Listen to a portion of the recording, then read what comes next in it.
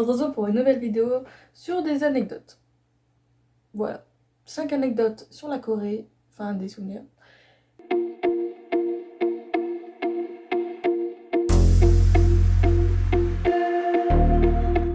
C'était quand on se baladait en Corée, dans les rues de Séoul. On avait fini un peu les cours du matin. C'était la première journée, du coup c'était pas vraiment des cours, c'était plus des explications sur comment ça fonctionne, etc. etc. Et du coup on a décidé de sortir avec deux amis, manger McDo. Ouais, c'est pas très coréen, je vous l'accorde. On a cherché un McDo avec Google Maps. Toi-même, tu sais que des fois, ça sauve la vie. Et on l'a fini par le trouver, on a mangé et tout tranquille. Sauf que pour sortir et retrouver l'endroit où on devait avoir cours, qui est la Cat Tower, c'est l'endroit où on a cours, c'est l'endroit où réside EF. Du coup, on s'est perdu, on n'arrivait pas à le trouver sur la map. On avait beau chercher, on tournait, on n'arrivait pas. On parlait pas très bien coréen, voire pas du tout. Et on a décidé d'aller voir les flics. Parce qu'il y avait un poste de police juste à côté, du coup on s'est dit bah, on va voir les flics et on va leur demander un peu d'aide. Du coup on va les voir, avec un accent anglais éclaté, on va pas se mentir. On leur demande où se situe la Cat Tower. Et là ils nous regardent et ils nous demandent qu'est-ce que c'est. Bah c'est... Nous on était un peu bah c'est un bâtiment. Euh, voilà. Et la police ne savait pas.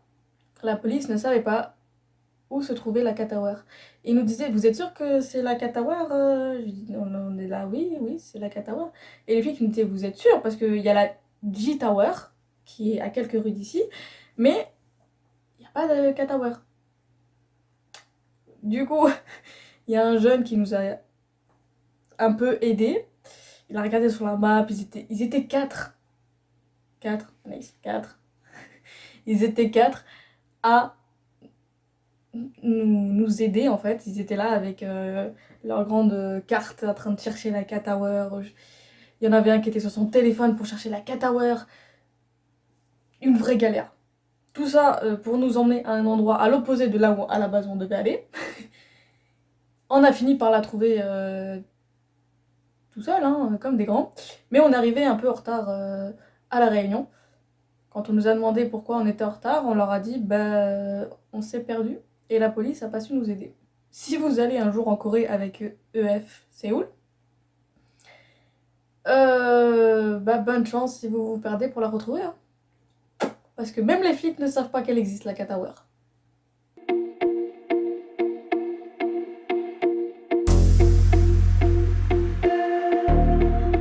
J'ai choisi d'aller dans une host family.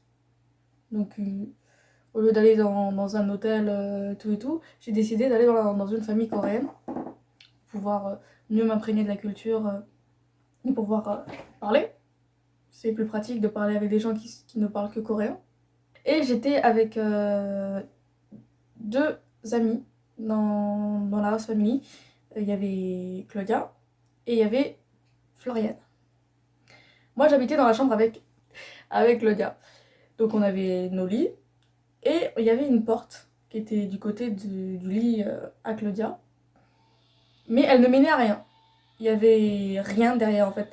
De ce que nous avait dit la famille, c'était un ancien dressing. C'était un ancien dressing. Mais maintenant, il n'y avait plus rien. Et il faisait très froid dans la pièce. Il y avait de l'humidité. On nous a dit que ça servait à rien. Du coup, la porte était restée fermée. Et on ne sait pas pourquoi, mais cette porte s'ouvrait toute seule. Elle s'ouvrait toute seule. La première fois que ça s'est passé, j'étais pas là, c'était Claudia qui était là. Moi j'étais dans la cuisine, elle était dans la chambre en train de faire je ne sais plus quoi d'ailleurs. Et elle m'appelle, elle fait Anaïs, Anaïs, viens voir, viens voir. Et moi j'arrive dans la chambre, en courant. Ben qu'est-ce qu'il y a Qu'est-ce qui se passe? Elle me dit tu vois rien qui te choque? Je lui dis bah non, il y a quelque chose qui devrait me choquer. Elle me dit mais regarde, la porte elle s'est ouverte toute seule. Et là, je regarde la porte. Elle était ouverte. Enfin, elle était pas ouverte, elle était entrouverte. Je lui dis, bah quoi, il y a eu un courant d'air, elle s'est ouverte, quoi. C'est pas grave, c'est pas grave. Elle me dit, mais non, j'y ai pas touché et les fenêtres sont fermées, il y a pas de courant d'air. Je te dis qu'elle s'est ouverte toute seule. Je dis, bon, ok. Du coup, je referme la porte. Et là, ça s'est passé quelques semaines avant qu'on rentre en France. On était sur nos papiers, en train de faire nos devoirs. Et on était en train de rigoler. Et là, on entend un bruit, on se retourne. Et là, on voit la porte qui s'ouvre toute seule. On était en panique. On était là, non, non, on n'est pas d'accord. Ferme-toi, s'il te plaît. Non, non. Du coup, avec Claudia, on s'est un peu chamaillé, du style, c'est toi qui vas fermer la porte. Non, c'est toi. Non, c'est toi. Au final, on y est allé à deux. On avait des chaussures, on avait des stylos dans les mains pour essayer de se défendre. On sait pas, on sait jamais. Du coup, on a baptisé cette porte la porte du démon.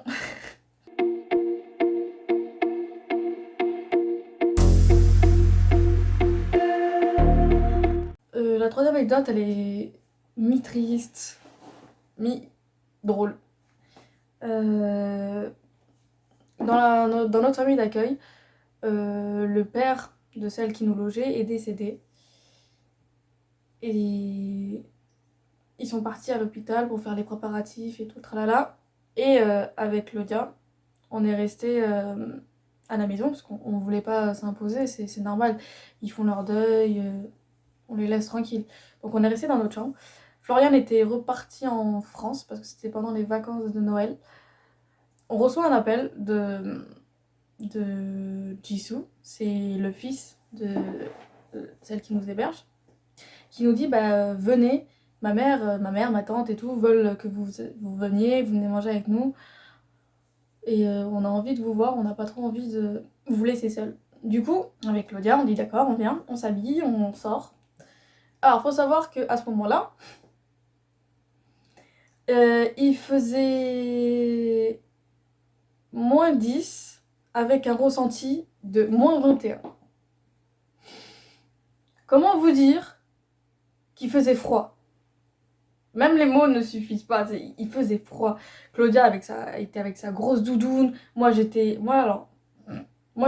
un collant, un jean, un pull, un t-shirt, un pull et une sorte de grosse veste.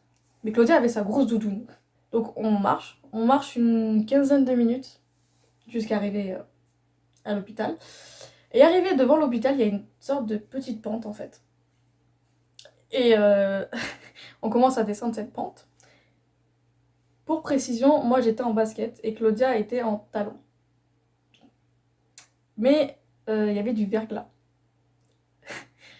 Et Claudia a glissé sur le verglas.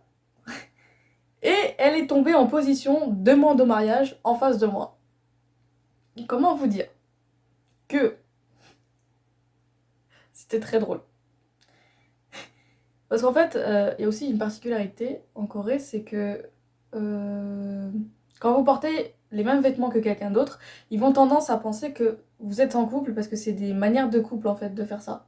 C'est par exemple, vous avez le même pull, le même t-shirt, la même veste, etc., etc. Et ce jour-là, en fait, avec Claudia, on avait le même pantalon. C'est celui que je porte actuellement, pantalon style militaire. Et avec Claudia, on avait le même.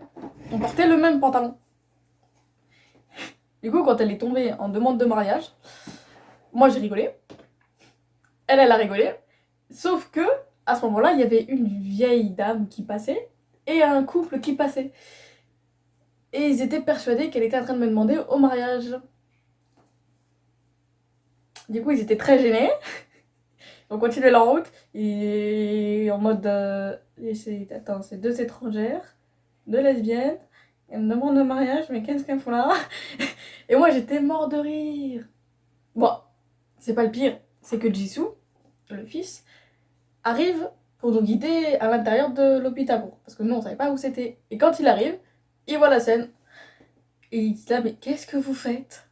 Et moi mort de rire, je lui réponds, elle est tombée. Bon, je vous rassure, elle s'est pas fait mal, il y a juste un trou maintenant dans son pantalon. Mais elle est pas blessée. Mais c'était très très drôle.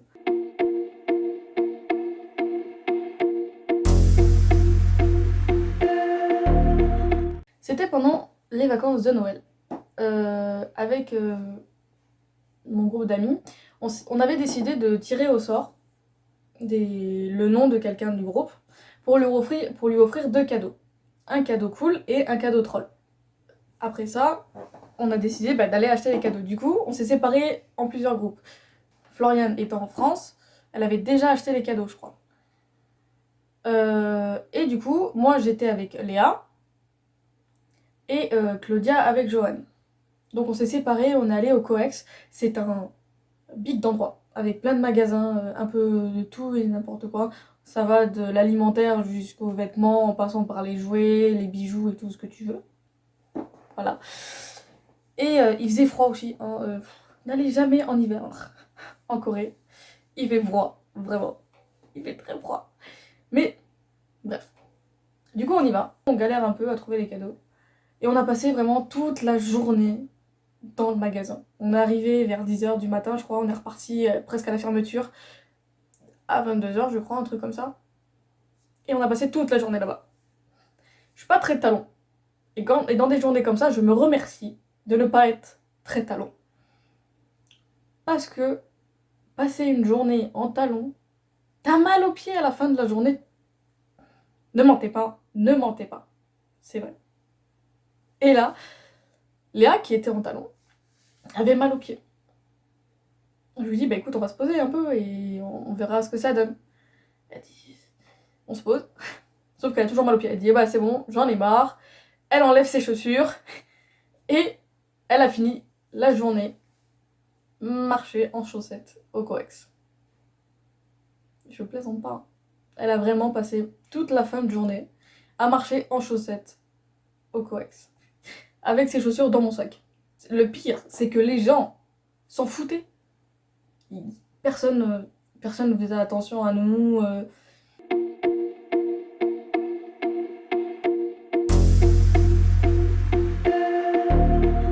Alors, la 5e anecdote, c'est pendant Halloween. On s'était déguisés. On avait un peu des déguisements un peu partout. J'étais déguisée en sorte de chaperon rouge, vampire, un truc comme ça, je dirais. Et on décide de passer toute la soirée dehors. Profiter et tout. C'était plutôt cool, hein, la soirée était plutôt cool et tout et tout. Et on arrive à une grande place, on se pose et tout, on mange tranquille. Et d'un coup, en fait, il y a un regroupement de personnes au milieu de la place, en fait. Il y a tout un... On n'a pas compris. On n'a pas compris pourquoi il y avait autant de monde autour de... qui se regroupait comme ça. Et avec des potes, on s'est décidé, on va voir. On va voir c'est qui. Si ça doit être, je sais pas, ça doit être quelqu'un de connu et tout. Et on arrive devant. Et c'est un groupe de... 4, je crois qu'ils étaient 5. Ils étaient 5, dont une meuf. Ouais, je crois que c'est ça, il y avait 4 gars et une meuf, je crois. Et les gens étaient surexcités devant eux, tout et tout. Et moi, je les regarde et je suis là. Je les connais pas. Je vois pas c'est qui. J'écoute de la K-pop, hein, mais je voyais pas c'était qui en fait le groupe. Et le manager a commencé à distribuer des trucs à tout le monde, tous ceux qui étaient là. Du coup, moi je reprends et je regarde. Et même le nom du groupe ne me disait rien. Et quand on a regardé, on était là. Ah, ah, quand même. Il y a quand même beaucoup de monde qui vous suit. Hein. Voilà. Mais du coup, on s'est retrouvés devant un groupe de K-pop sans savoir c'était qui, alors qu'ils sont connus. Voilà. On arrive à la fin de la vidéo, j'espère que ça vous a plu. J'ai encore d'autres anecdotes sur la Corée, donc si cet épisode vous a plu, dites-le moi en commentaire.